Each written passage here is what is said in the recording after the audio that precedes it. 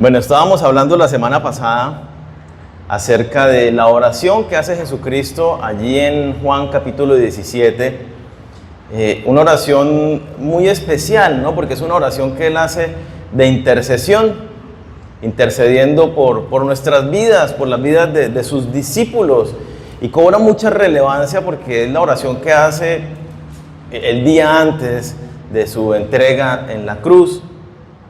Y veíamos la semana pasada que Jesucristo cuando empieza a hablar con el Padre, empieza a dar como algunas referencias de por quiénes es que hace la oración. Y entonces dice, bueno, las personas por las que yo oro tienen estas características. Y entonces hablábamos de que son personas que han recibido la palabra de Dios, han escuchado el mensaje del Evangelio y han creído que Jesús es el Hijo de Dios. Dice que han recibido la palabra de Dios y la han hecho suya para obedecerla. Dice que estas personas por las que Él ora glorifican a Dios al mostrar el carácter de Cristo a través de sus vidas, es decir, viven para la gloria de Dios.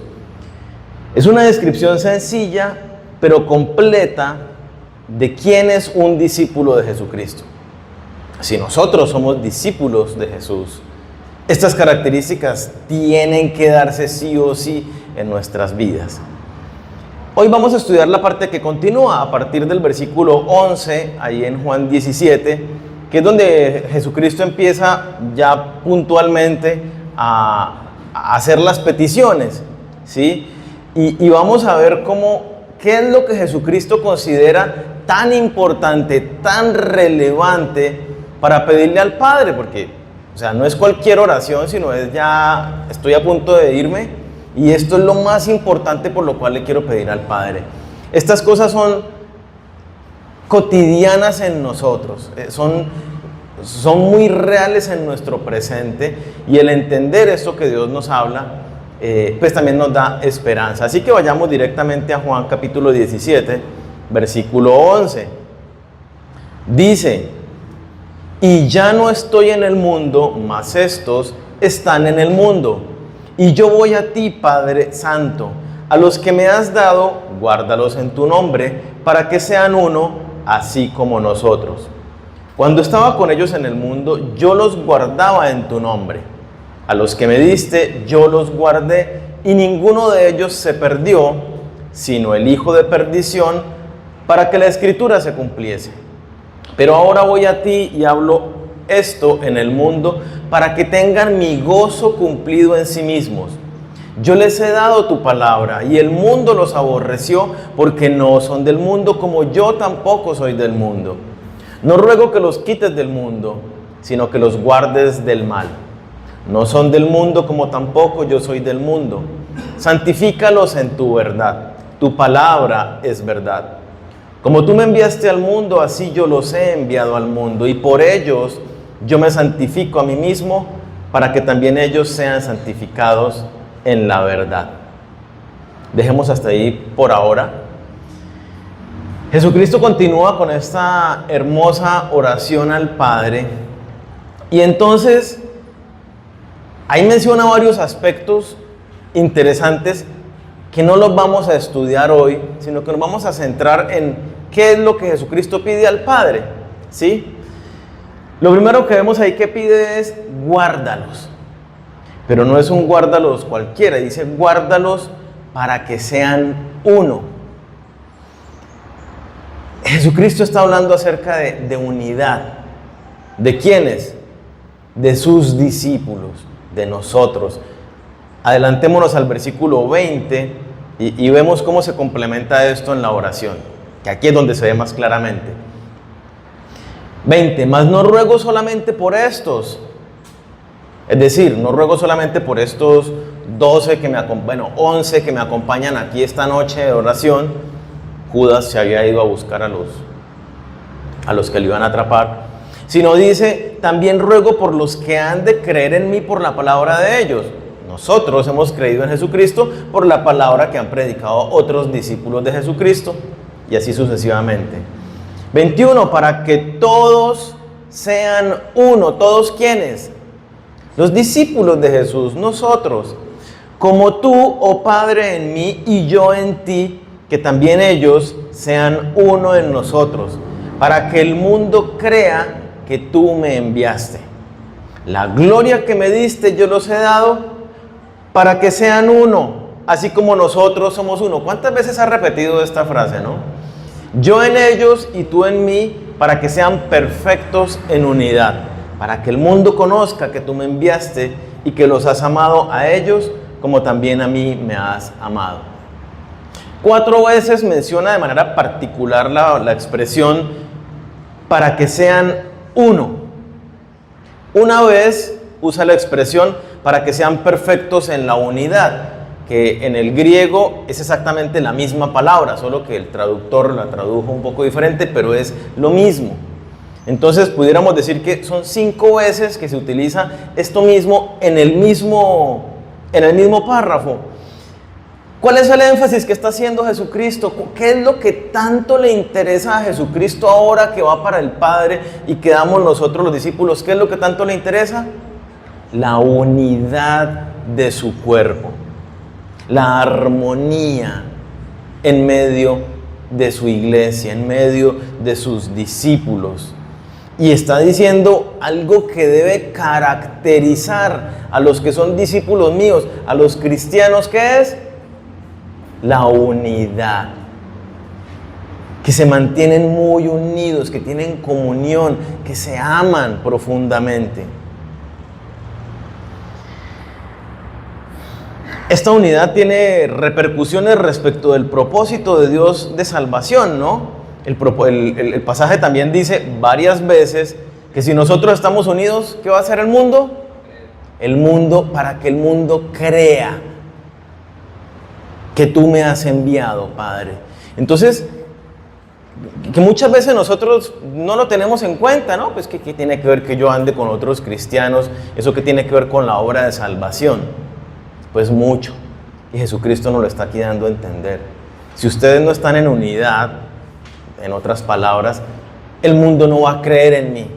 Ustedes necesitan, como parte del propósito de Dios de salvación, la iglesia necesita estar unida. Ahora bien, hago una salvedad, una aclaración. Ciertamente la iglesia necesita estar unida, pero cuando vemos el contexto de las Escrituras, no es todo el que se llame cristiano, yo no debo unirme con cualquiera que diga que es cristiano.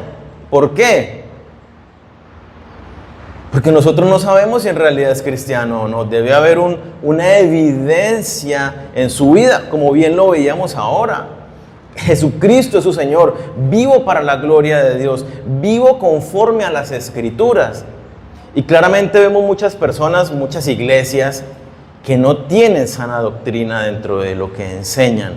Entonces, ¿debería haber unidad con ellos?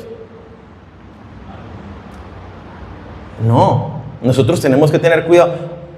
Hago la claridad. Puede que haya diferencias de interpretación en aspectos que no son esenciales de la salvación. Por ejemplo, algunos creen que el rapto, que la segunda venida de Jesucristo y que nos vamos a ir con Él, algunos creen que es a la luz de las Escrituras antes de la etapa de la tribulación.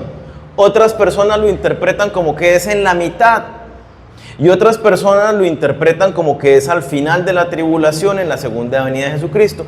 Estos aspectos no son fundamentales en la salvación y claro que debemos tener comunión con nuestros hermanos en los que hay esta clase de diferencias. Algunos dicen los dones, todos los dones terminaron en la primera etapa apostólica. Otros dicen no todos, algunos sí. Y otros dicen no, todos continúan. Son diferentes perspectivas donde a la luz de las Escrituras pueden arrojar mayor o menor claridad. Pero los aspectos fundamentales de la salvación en Jesucristo, por ejemplo, eso es indiscutible. Si una iglesia profesa que la salvación es por obras, ¿podemos nosotros unirnos a esa iglesia y tener unidad y armonía? Claramente no. Aquellas iglesias que dicen somos cristianos, pero no creemos que Jesucristo sea el Hijo de Dios, claramente no podemos tener armonía con ellos. Entonces debe haber una identidad clara en la sana doctrina, sin armar discusiones en aquellos aspectos que no son fundamentales ni esenciales de la fe. Cierro el paréntesis de aclaración. Entonces, ¿qué es lo que Jesucristo pide al Padre? Que seamos uno.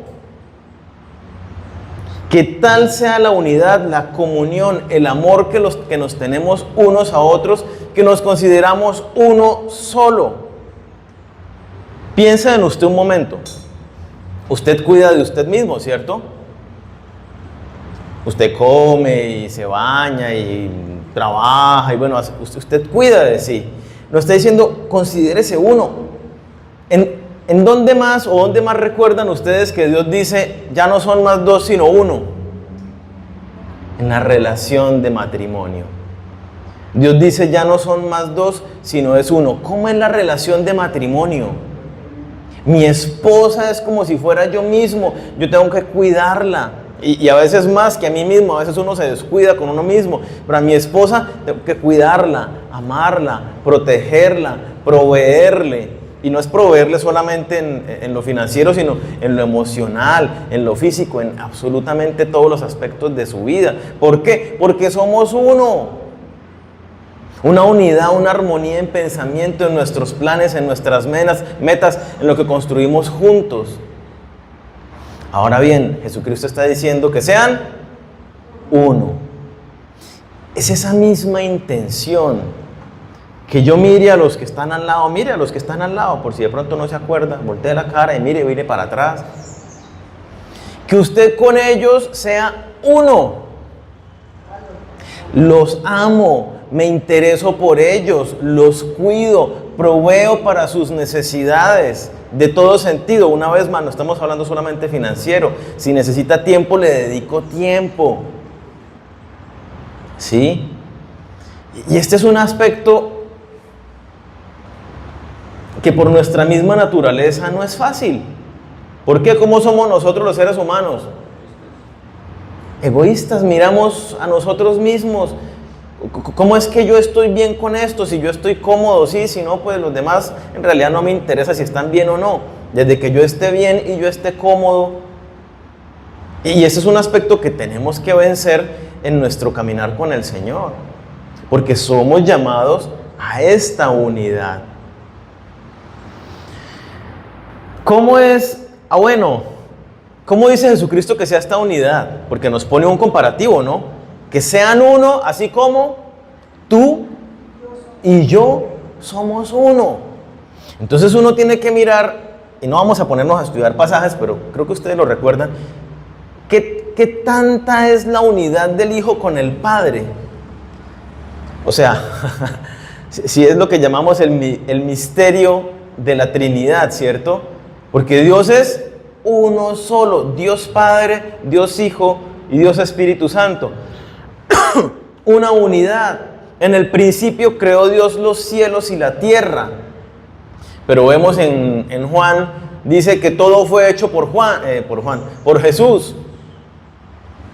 Entonces Dios y el Padre están allí en una armonía increíble, en una unidad perfecta, creando el universo, ejecutando al pie de la letra el plan. Es tan hermosa la unidad que Jesucristo dice, si ustedes me han visto a mí, han visto al Padre. Si ustedes me conocen a mí, conocen al Padre. Y muchas de estas otras declaraciones hace Jesucristo allí, ¿no? Yo soy en el Padre y el Padre en mí. Yo soy el camino al Padre. Yo nada digo por mi cuenta, sino todo lo que el Padre me mandó a hacer es lo que yo hago y es lo que yo digo. O sea, una dependencia y una unidad tan espectacular. Ahora bien, ¿cómo debemos ser nosotros unidos? O sea, para que lo reflexione un momentico, no para que se confiese. ¿Usted es así de unido con sus hermanos de la iglesia?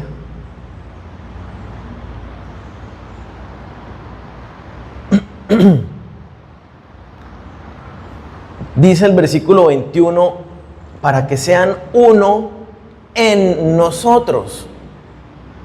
¿Y qué quiere decir esto? ¿Dónde encontramos nosotros la unidad? La unidad la encontramos en la presencia del Señor. ¿Sí? Yo puedo ser egoísta, un cristiano muy espiritual, pero tengo mis inclinaciones y mis tendencias. Y les pongo un ejemplo. Discuto con mi esposa. Ella dice que por este lado y yo digo que por este lado. Tenemos diferencias de opiniones. ¿Y cómo hacemos para resolverlo? Pues ella va con el Señor, yo voy con el Señor, me entrego al Señor, a la voluntad del Señor. Y cuando venimos juntos, después de estar con el Señor, ¿para dónde cree que vamos? Ya no, para donde digo yo, ¿cierto? No, ya no es para donde digo yo, ni para donde dice ella, sino para donde dice el Señor. En el Señor, como dice allí, es donde encontramos esa unidad, esa comunión, esa armonía. Donde realmente entendemos que ya no vivo yo, sino que Cristo vive en mí, y lo que ahora vivo en la carne lo vivo en la fe, ¿cierto? Lo vivo en una conexión con mi Señor. Vivo para Él, para sus propósitos, para glorificarle. Y no solamente como un ejercicio intelectual, sino que mi corazón está allí rendido en la intimidad con Dios. Y es una experiencia de vida que como dice la Escritura, mi corazón es constreñido, es llevado por un amor tan puro que me entrego a Dios y que me entrego a mis hermanos.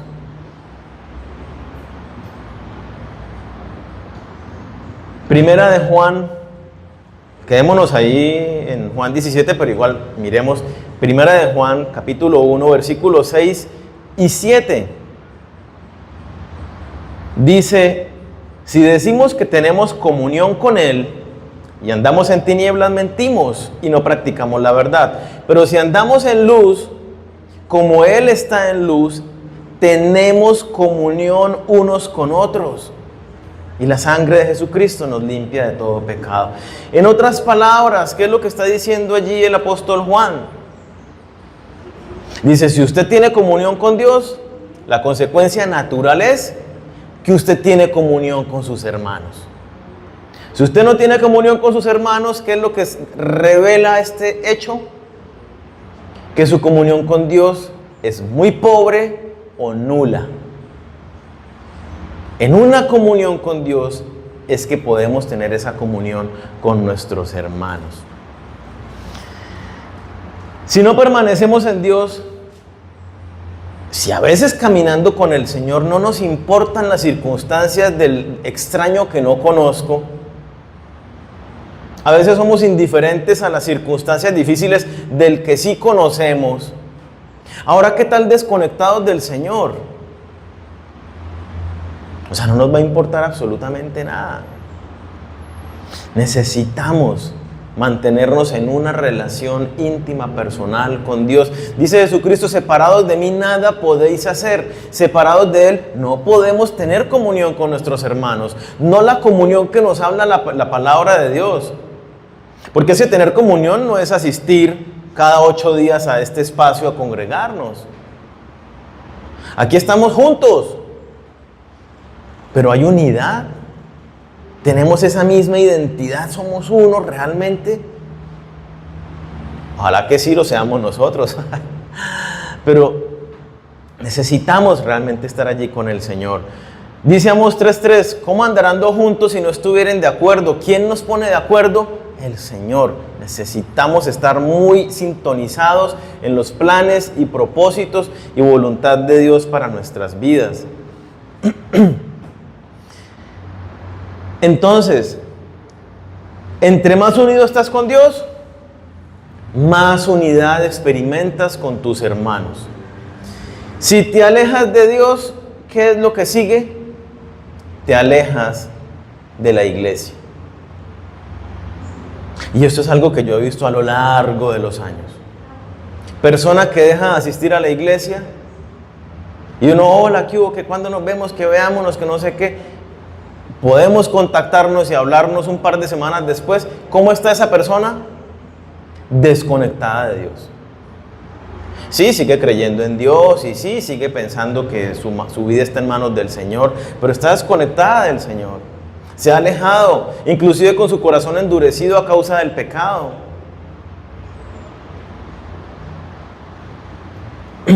¿Cómo vemos que? Porque Jesucristo está orando, ¿no? Señor, que se mantengan en unidad.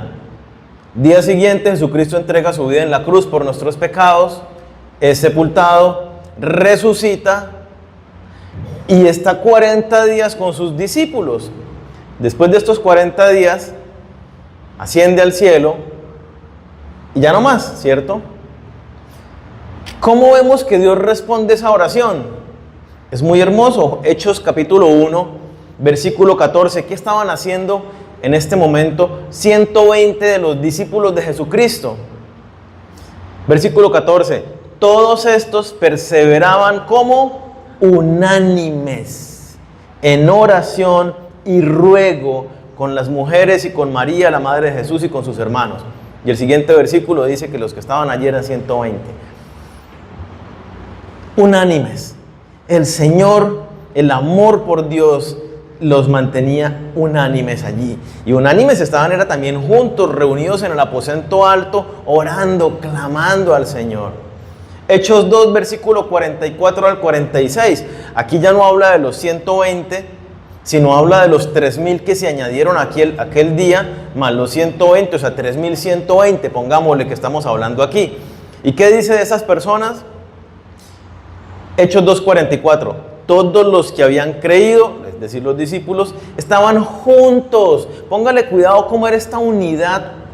Y tenían en común todas las cosas y vendían sus propiedades y sus bienes y los repartían a todos según la necesidad de cada uno. ¿Qué demuestra esto?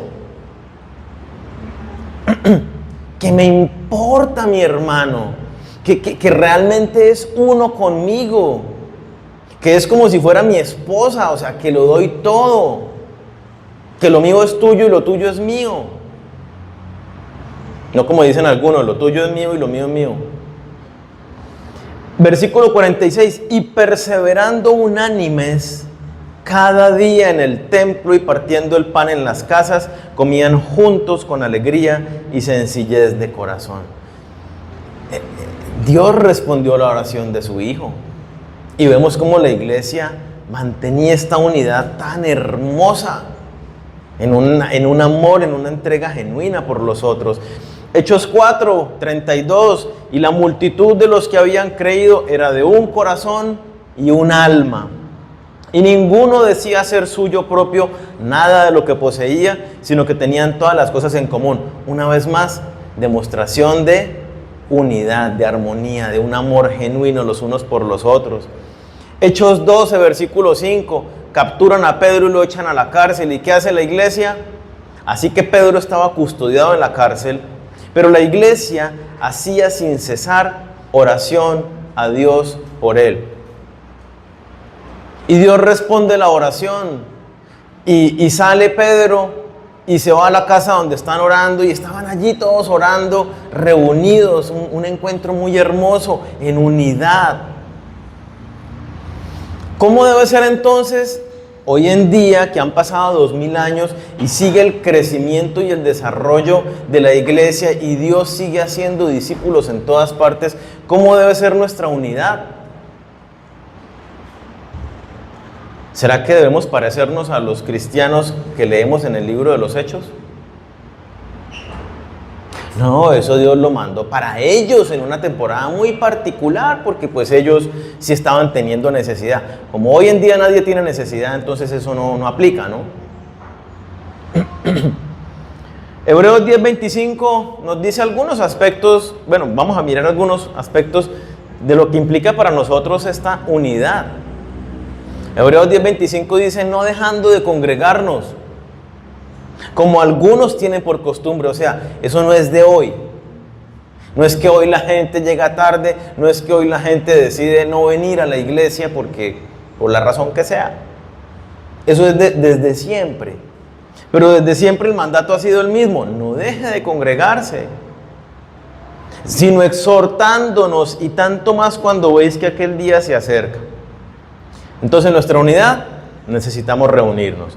Efesios 6:18, orando en todo tiempo, con toda oración y súplica en el Espíritu, y velando en ello con toda perseverancia y súplica por todos los santos. ¿Qué tenemos que hacer los unos por los otros? Orar.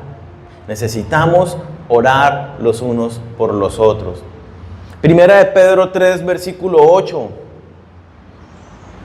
Lo leo de la versión Dios habla hoy. Dice, en fin, vivan todos ustedes en armonía, unidos en un mismo sentir y amándose como hermanos. Sean bondadosos y humildes.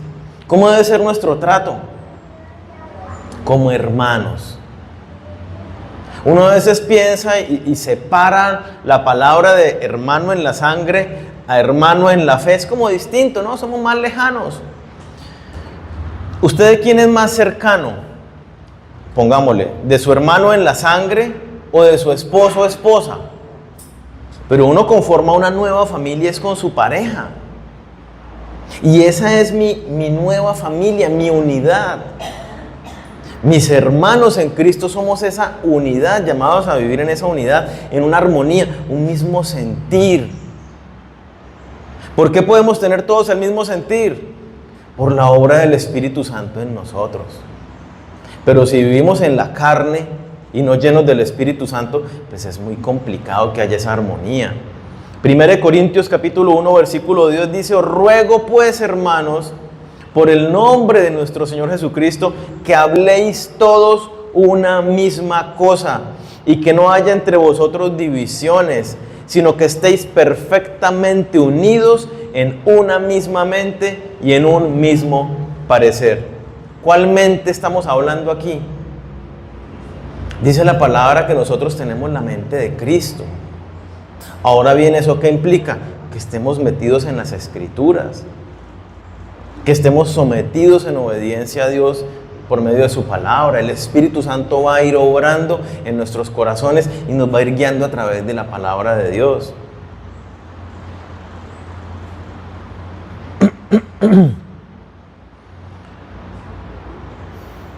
Necesitamos nosotros esforzarnos en nuestra unidad, en nuestra armonía. ¿Cómo lo hacemos? Intimando cada día más con el Señor, esforzándonos en tener comunión los unos con otros. Nosotros en la iglesia aquí que tenemos diferentes espacios, que la reunión de varones, que la de mujeres, que la de parejas. A veces nos cuesta, ay, no me gusta. Tenemos que hacer el esfuerzo en oración y en intimidad de poder participar de estos espacios para que haya esa unidad, esa armonía, ese conocerlos y amarlos. Ay, pero es que algunos me caen mal, ay, pero es que algunos son fastidiosos. ¡Qué lindo! ¿Acaso usted es muy perfecto, pues? Yo sé que yo no lo soy. Yo sé que yo puedo ser incómodo para algunas personas, que mi forma de ser para algunos no será lo más agradable. Otros dirán, me encanta, ¿no? Así tal cual como usted, ¿cierto? De pronto no me conocen lo suficiente. ¿Sí? Pero todos somos iguales. Tenemos que amarnos y el amor implica eso. ¿Qué dice la descripción en 1 Corintios 13? El amor todo lo sufre, todo lo soporta, todo lo espera. ¿Cómo no voy yo a ser paciente y amoroso con mis amigos, mis hermanos en el Señor, que tienen sus cositas, ¿sí? Eso es el amor genuino. Esas son las pruebas que tenemos en el Señor para avanzar, para crecer. ¿Y qué dice entonces? Si estamos en esa unidad, ¿qué va a suceder? El mundo creerá. Y es que imagínense lo raro. Ustedes leen lo que leíamos de los discípulos en la iglesia primitiva. ¿Les parece una conducta normal? Es muy raro. Un amor y una entrega que rompe todos los esquemas del mundo. Ahora bien, que hoy, en pleno 2024, la gente del mundo vea cómo nos amamos, cómo nos cuidamos, cómo estamos pendientes los unos de los otros, que nos visitamos y nos apoyamos en las necesidades, que estamos orando, intercediendo por los otros, que suplimos materialmente inclusive para las necesidades de los demás. Eso nos llama mucho la atención de los demás. Que lo que dicen unos es lo mismo que decimos los otros y hay una misma opinión, porque no es lo que a mí me parece del presidente, no es lo que a mí me parece de la economía, sino qué dice Dios respecto de ese tema. Y entonces el mundo dice, wow, hay algo diferente que está sucediendo. Entonces, no es posible que con tanto énfasis que hace Jesucristo de la unidad, y no solamente en este pasaje porque está a lo largo de toda la Biblia, haya personas que se llaman a sí mismos cristianos, discípulos de Jesucristo, y que dicen, no, mi vida con Dios es Él y yo en mi casa. Eso es algo muy personal. No, no lo es. Porque la Escritura dice que fuisteis bautizados en un cuerpo por medio del Espíritu Santo cuando creemos en Él. Y ya no somos por ahí cualquier cosa, sino somos parte de un cuerpo. Nos necesitamos, hay una unidad, una armonía. Entonces, Dios hace la obra para que nos mantengamos en unidad, como lo vemos que lo ha hecho y yo pienso que lo sigue haciendo hoy en día. Yo lo experimento, pero nos corresponde a nosotros también dar de nuestra parte, esforzarnos en mantenernos unidos, en primera instancia con el Señor y en segundo lugar con nuestros hermanos, contarle nuestras debilidades. Oye, me ha costado un montón orar, me estoy desconectando, intercede por mí. No, que me da pena decirle que es que no estoy haciendo devocional desde hace 15 días. No le dé pena, para eso está su hermano allí, para apoyarlo y orar por usted. Pero si usted no le cuenta, tenemos que esforzarnos. Hay una nueva ciudadanía, somos nuevas criaturas, somos miembros de una nueva familia. Necesitamos sacar tiempo, así como usted saca tiempo a veces para visitar a sus papás, a sus hermanos, para compartir en familia. Necesitamos tener ese tiempo los unos para con nosotros. Otro aspecto por el cual Jesucristo ruega por nosotros al Padre: guárdalos del mal. Yo los guardé cuando estaba en el mundo, dice, ¿no? Versículo 14, yo les he dado tu palabra y el mundo los aborreció porque no son del mundo, como tampoco yo soy del mundo. No ruego que los quites del mundo, sino que los guardes del mal. No son del mundo, como tampoco yo soy del mundo. ¿En qué contexto dice Jesucristo que nos guarde del mal? Esta frase está rodeada por un antes y un después que hace mucho énfasis en el mundo. Y entonces dice, yo les di tu palabra y el mundo los aborreció. Cuando nosotros recibimos la palabra de Dios, ¿en qué nos convertimos? En ciudadanos del reino de los cielos. Ya no somos de este mundo. No somos las mismas personas que éramos antes. No tenemos la misma condición, aunque podemos experimentar las mismas dificultades, pero nuestra condición, nuestra posición en Cristo es diferente. Hay un cambio tremendo. De un día para otro, pongámosle, usted es ciudadano colombiano y tiene un hijo. ¿Recibe un subsidio por su hijo? El gobierno nacional no da subsidios por ningún hijo. Pero de repente usted hoy recibe la ciudadanía canadiense.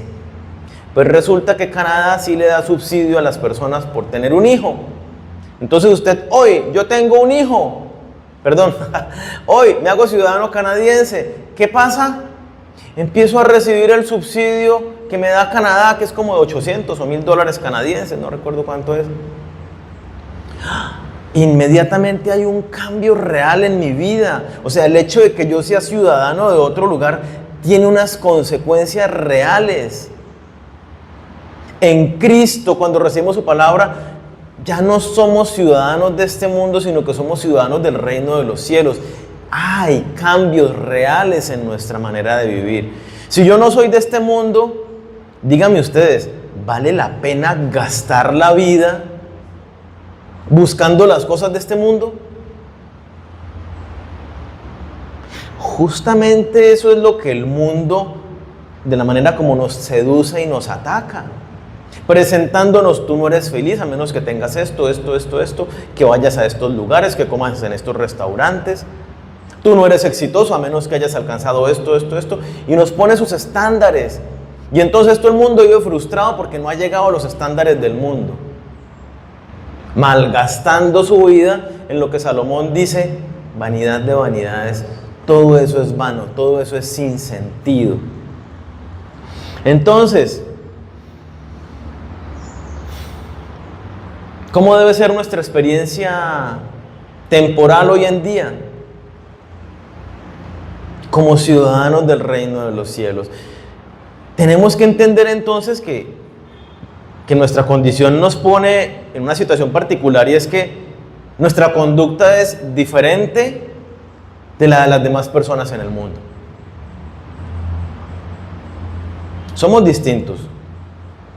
Ahora bien, hago la pregunta, ¿no? Si somos distintos, hoy en día se hablan de muchos temas fuertes que contradicen clara, directa y abiertamente la palabra de Dios. Y entonces alguno puede decir: yo sí estoy un cristiano puede decir: yo sí estoy de acuerdo con el aborto, y saca todas justificaciones. Algún otro puede decir: yo estoy de acuerdo con la ideología de género, y saca todas sus justificaciones. Otro puede decir cualquier cantidad de cosas, de temas controversiales que hay hoy. Pero lo cierto es que muchos cristianos, ante la presión social, ¿saben qué hacen? Dicen abierta y claramente lo que Dios dice en su palabra. No, lamentablemente no es así. Pero es lo que Dios dice que tiene que suceder. Que el mundo me va a aborrecer. ¿Por qué me va a aborrecer el mundo? Como le ha pasado a muchas personas, aquí creo que no sucede todavía, pero en Estados Unidos y Canadá, que un niño en su salón de clases dice: Dios creó en clase de biología, y el niño dice: Dios creó un hombre y una mujer, XXXY, hablando de la parte genética. Y lo sacaron del colegio y tuvo que ir ante la junta escolar del estado a defenderse de por qué él estaba diciendo esas locuras y esas aberraciones, si eso era un mensaje de odio contra los niños y niñas y no sé qué más expresiones tengan allí legisladas. Nosotros tenemos que ser como este niño que decimos abierta y claramente lo que Dios dice, sin temor. Es la palabra de Dios. Nosotros estamos sujetos a la palabra de Dios. Jesucristo dice: el mundo los aborrece porque no son del mundo, van en contra de la corriente del mundo. Este mundo permite y abraza todo lo malo. Llaman a lo bueno malo, y a lo malo lo llaman bueno. Por eso Jesucristo entonces dice: Padre, guárdalos de ese mundo donde ellos están. No son del mundo, sigue haciendo énfasis. Entonces, estamos en un mundo donde tenemos que marcar la diferencia entre lo que pensamos, lo que hablamos con las demás personas. Estamos en un mundo que, como les decía, nos seduce con todas sus tentaciones y sus estándares. El enemigo está también en el mundo y también nos tienta para que caigamos y nos alejemos de Dios. Y por otro lado, en el mundo también de manera particular tenemos una misión que cumplir. Y mientras cumplimos esa misión necesitamos la protección de Dios, porque nos enfrentamos a un conflicto espiritual, nos enfrentamos a las situaciones y tradiciones que hay en las personas. Entonces Jesucristo, ¿por qué clama? Padre, guárdalos, protégelos, líbralos del mal. Nosotros leemos en Efesios 2, versículo 12, no tenemos lucha contra carne y sangre, es decir, no tenemos lucha contra las personas, contra los seres humanos, sino que nuestra lucha es contra los principados, potestades, gobernadores de las tinieblas en este siglo, huestes espirituales de maldad en las regiones celestes. Hay un conflicto espiritual que nosotros no vemos y que es muy real. Cristo, dice la Escritura, ya venció y despojando a los principados y las potestades, triunfó públicamente, exhibiéndolos en la cruz del Calvario. Entonces, nosotros no podemos estar distraídos, porque dice la Escritura que nuestro adversario, el diablo, anda como león rugiente buscando a quien devorar. Necesitamos estar alertas y vigilantes. El Señor nos protege, pero nosotros tenemos que hacer también nuestra parte, cuidarnos los unos a los otros. ¿Qué dice la Escritura en Mateo 6:13, la oración al Padre nuestro? ¿Qué dice que debemos hacer los unos por los otros? Versículo 13 dice, no nos metas en tentación, mas líbranos del mal. Porque tuyo es el reino, el poder y la gloria por todos los siglos. Amén. Cuando Jesucristo nos enseña a orar, dice, vea, usted ore por sus hermanos. Yo les pregunto, no para que se confiesen, ¿ustedes oran por mí? ¿Oran por los demás que están al lado suyo? Para que Dios nos guarde de caer en tentación, para que Dios nos libre del mal, de los ataques del maligno. Es algo que tenemos que hacer, estar orando los unos por los otros para que nos mantengamos firmes ante los ataques del enemigo y Él huya de nosotros, como dice también la palabra. Entonces, Dios nos guarda. Y miren lo bonito que dice 1 Corintios 10:13, hablando de cómo Dios cumple esta oración en nuestra vida. No os ha sobrevenido ninguna tentación que no sea humana, es decir, que podamos resistir humanamente, pero fiel es Dios que no os dejará ser tentados más de lo que podáis resistir. Dios filtra cualquier tentación contra nuestras vidas, de modo que lo que sea que nos venga, podemos resistirlo, en el Señor obviamente. Y juntamente con la tentación, dará la salida para que podáis soportar. Entonces Dios ya está cumpliendo esta oración de Jesucristo en nuestras vidas. Él ya está impidiendo hasta un límite las tentaciones que vienen a nosotros. A nosotros que nos corresponde la parte que Jesucristo nos manda. Velad y orad para que no entréis en tentación. Nos toca cuidarnos, estar alertas y vigilantes. En Cristo podemos vencer cualquier mal, cualquier tentación, cualquier prueba que venga a nuestras vidas. Y eso nos da esperanza y eso nos da ánimo para seguir y enfrentar cualquier situación, porque vemos ya la respuesta. Vemos que Jesucristo está intercediendo por nosotros en nuestras dificultades. Otra petición, versículo 16, ahí en Juan 17.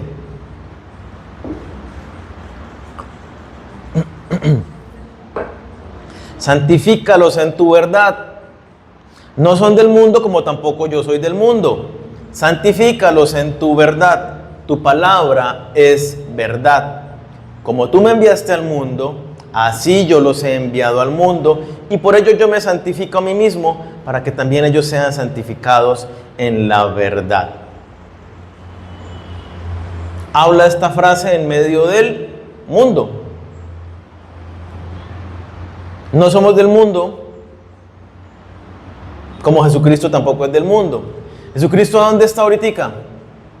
En la casa de su Padre. ¿De dónde pertenecemos nosotros? A la casa del Padre. Ese es nuestro mundo. Allá está nuestro tesoro.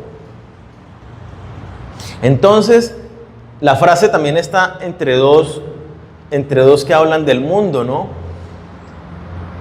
¿Qué es ser santificado? Es exactamente lo que nos está diciendo el pasaje. Es ser sacado del mundo, apartado en exclusividad para Dios. El hecho de que yo sea santo quiere decir que ya no soy del mundo, sino que ahora soy de Dios. Y el santifícalos es ese proceso de perfeccionamiento, donde yo me voy limpiando poco a poco de todas las cosas que nos atraen de este mundo. Llámese filosofías, bienes materiales, placeres, lo que sea. Ese santifícalos es ese proceso de irnos limpiando. ¿Qué dice la Escritura en Colosenses 3? Yo quiero que lo leamos. Colosenses 3, versículos 5 al 11.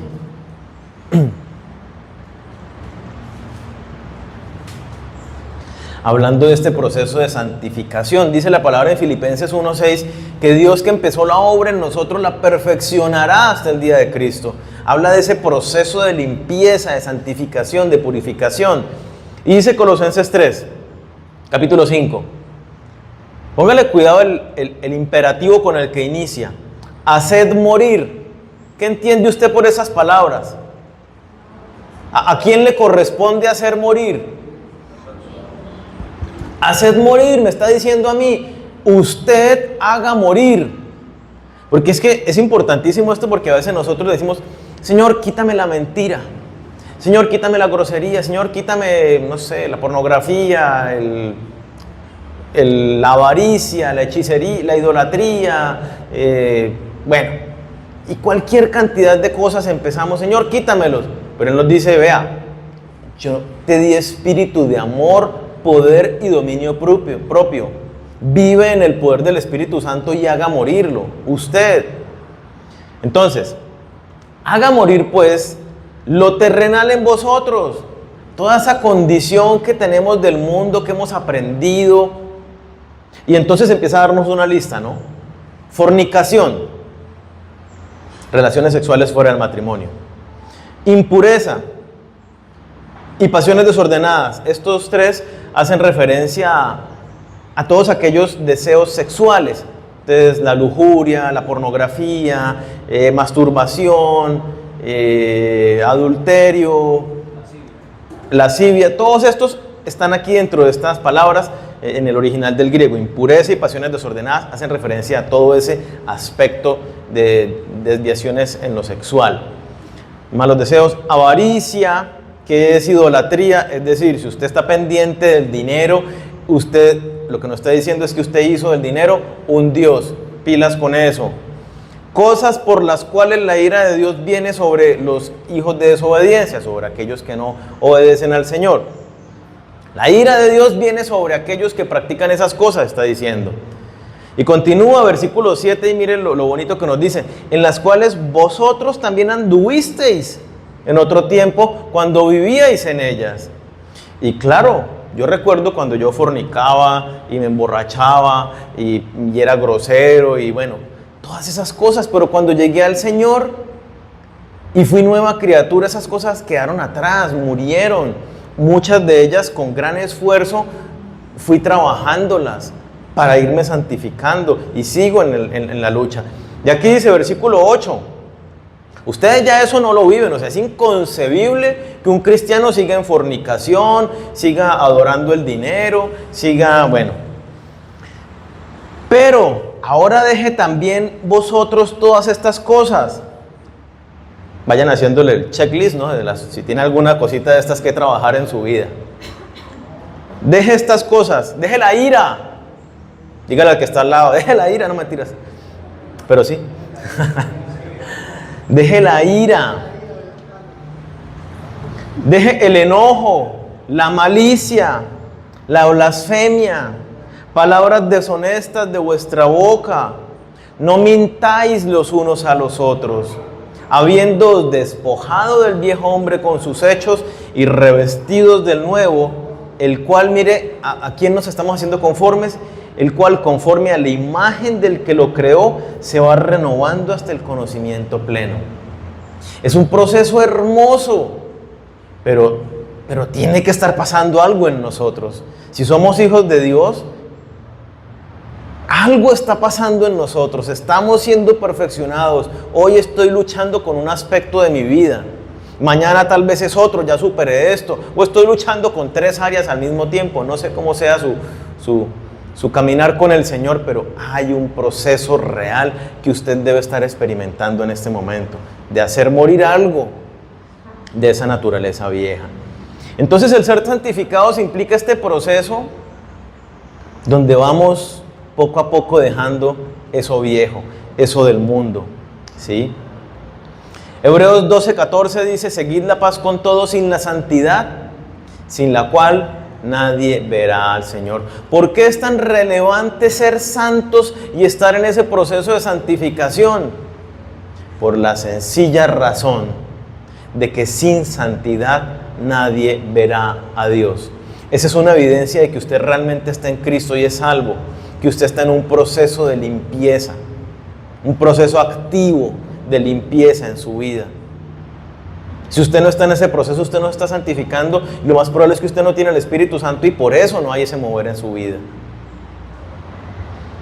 Es muy fácil que nos enredemos en los asuntos de este mundo, que nos dejemos llevar por los deseos de la carne, que caigamos en las trampas del enemigo.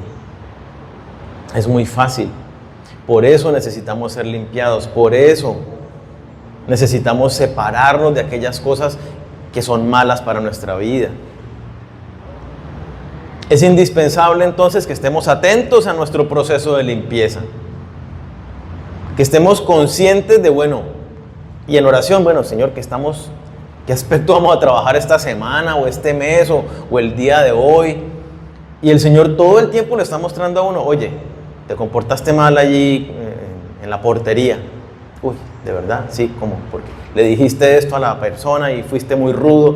Tengo que cuidar más la manera como digo las cosas. No soy grosero, pero sí puedo ser muy brusco, muy tosco, Entonces empiezo a trabajar eso. Y el Señor siempre está obrando. Con tu pareja hiciste tal cosa. De verdad, uy. ¿Cómo nos santificamos? Jesucristo dice: santifícalos en tu verdad, tu palabra es verdad. ¿Cómo nos santificamos entonces? Por medio de la palabra es que conocemos el mensaje del Evangelio y somos salvos. Por medio de la palabra es que es nuestro proceso de crecimiento. Por medio de la palabra es que es nuestro proceso de purificación, de limpieza. Es en la palabra que sabemos lo que está mal en nosotros. Es en la palabra donde el Espíritu Santo nos redarguye el corazón y nos muestra y nos enseña. Jesucristo dice ahí en Juan 15:3, una hojita antes: ya vosotros estáis limpios por la palabra que os he hablado. La palabra de Dios nos limpia. Conoceréis la verdad y la verdad os hará libres. Cuando conocemos la palabra de Dios, vamos siendo limpiados, vamos siendo liberados de todas esas cosas del mundo espiritual inclusive, que asedian contra nosotros. Para un proceso de santidad, ¿qué se requiere entonces? Un compromiso de estudiar las Escrituras, un compromiso de meditar en las Escrituras, un compromiso de poner en práctica las Escrituras. No es simplemente ya las leí, sino las leo, las reflexiono, las hago mías, miro cómo aplicarlas y las aplico en mi vida. Ese es el proceso de santidad que hace el Espíritu Santo a través de la Biblia en nosotros. Y dice Jesucristo dentro de este proceso de santificación, dice: no son del mundo, pero están en el mundo. Yo los quiero en el mundo, está diciendo Jesucristo. ¿Por qué nos quiere en el mundo? ¿Y por qué necesitamos estar en santidad? Porque tenemos una misión santa, una misión sagrada. ¿Cuál es? Jesucristo dice muy contundentemente: como tú me enviaste al mundo, así yo los he enviado al mundo. Ahora póngame cuidado. ¿Dios a qué envió a su Hijo al mundo? ¿Cuál era el destino de Jesucristo en la cruz? A morir. ¿A qué somos enviados nosotros al mundo? A vivir rico.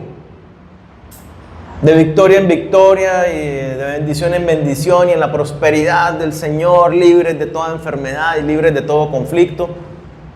No, eso no lo encontramos en las Escrituras. Somos llamados a morir, somos enviados a morir. Ya no vivo yo, sino que ahora vive Cristo en mí. Si alguno quiere venir en pos de mí, niéguese a sí mismo, tome su cruz y sígame. Es una nueva vida para el Señor. ¿Y somos enviados a dónde? ¿Qué hizo Jesucristo?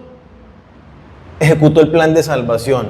¿Nosotros qué tenemos que hacer? Gracias a Dios no morimos en una cruz, ni de ninguna otra manera tan terrible como sí le sucede a los cristianos en otros países. Pero sí somos llamados a ir y a ser discípulos, a predicar el mensaje del Evangelio a toda criatura. Jesucristo resucitó, estuvo 40 días y el último día, el 40 día, cuando ya ascendía a los cielos, ¿qué Él les dice a los discípulos? Mateo 28, 18 al 20, que lo tenemos allí en el mural. Jesús se acercó y les habló diciendo: toda potestad, todo poder, toda autoridad me es dada en los cielos y en la tierra. Jesucristo está diciendo, Él es Rey de reyes y Señor de señores. Por tanto, como yo soy el Señor de señores y tengo toda autoridad sobre todas las cosas en el cielo y en la tierra, entonces les mando con esa autoridad a ustedes.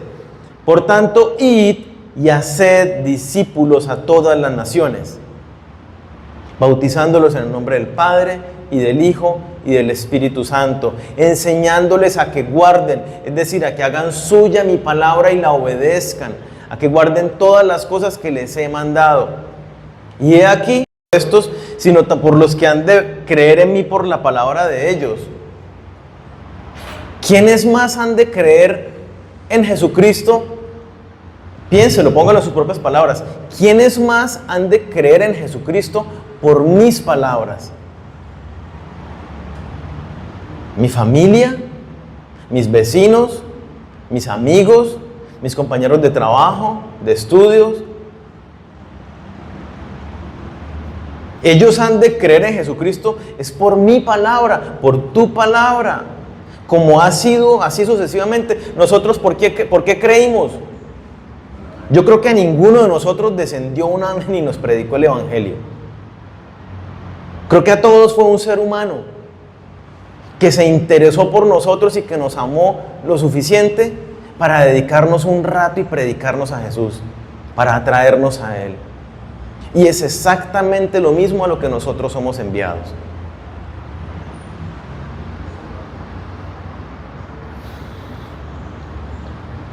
Entonces, somos santos separados del mundo, sujetos en obediencia a la Biblia. Indiscutiblemente esto nos lleva a actuar por la salvación de otras personas. Si yo estoy conectado con el Señor en un proceso de santificación, el Espíritu Santo está orando en mi vida, estoy conociendo a Dios por su palabra y estoy siendo movido por la palabra de Dios, indiscutiblemente no hay opción, usted está siendo movido en su corazón por la salvación de otros, a orar por otros, a invitarlos a la iglesia, a ir y predicarles el Evangelio, a dedicarles tiempo en un proceso de discipulado.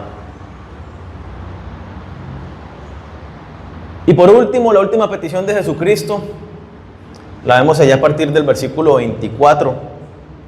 La última petición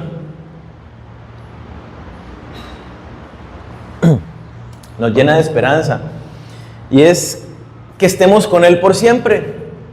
Dice 24: Padre, aquellos que me has dado, quiero que donde yo estoy, también ellos estén conmigo, para que vean mi gloria que me has dado, porque me has amado desde antes de la fundación del mundo. Padre justo, el mundo no te ha conocido, pero yo te he conocido, y estos han conocido que tú me enviaste, y les he dado a conocer tu nombre, y lo daré a conocer aún, para que el amor con que me has amado esté en ellos, y yo en ellos, tal y como es hoy en día en nosotros.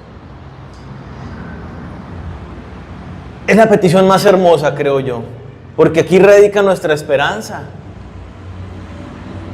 Aquí radica el gozo de nuestra vida, la razón por la que vivimos.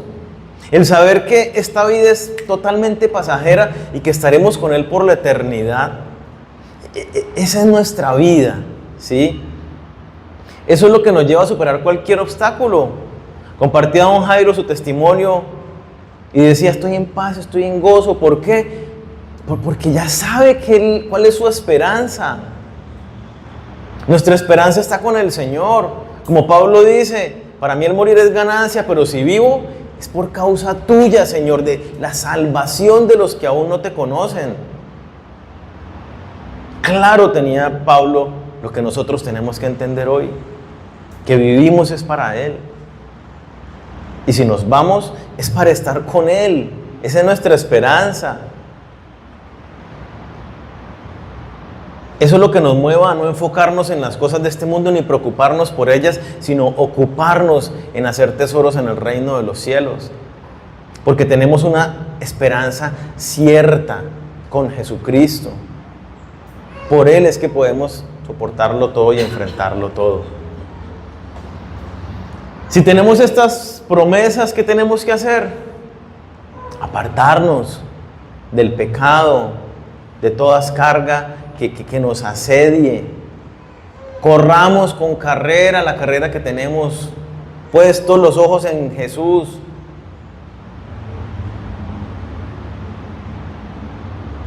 Jesucristo dice, no se turbe vuestro corazón, creéis en Dios, creed también en mí. En la casa de mi Padre muchas moradas hay. Si así no fuera, yo os lo hubiera dicho.